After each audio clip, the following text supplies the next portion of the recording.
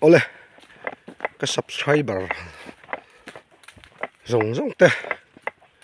cùng thar chi bay kan buk thar ve ka chu ani min missionary day ani a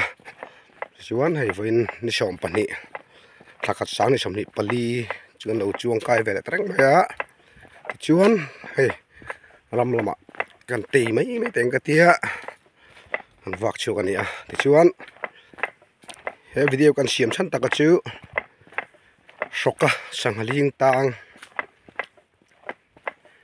te kan lo ria a doctor te na zai ngai khop te lo ni phei chuan zai ngai lovin ka zut tha the ni ti kha lo in thil dar ta ula tin he ka video hi lo share kual ta ula khoi muna poni she ni ron ruai the ni chuan sanghaling tang soka sangha ling atang emo thil dang lo tang poni she ka zut tha the ni ti kha kan lo sei lang hrim du a ui soka saru tang po pathum pali vel ka zut tha to ni cho ai thei to lo thi mai dura an ngai to te po kha ka zut tha teng chu ni a nikum masalam khan na thilam pangtang pom lu panan tuma ma chu doctor ten zai ma khan atla le thei ta hlawa sanghaling tang kha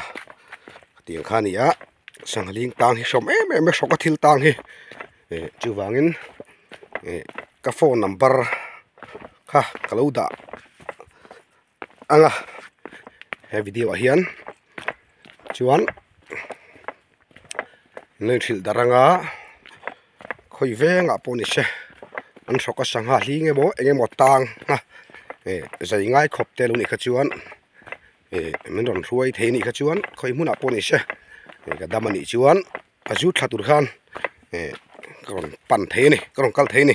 ti kha kan lo sei du ver nu mani chu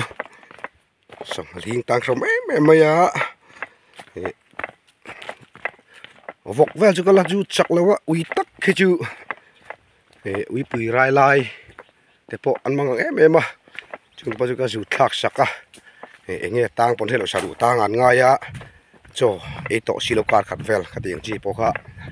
voi ni gan zu da voi thum nge ni kha than cho ya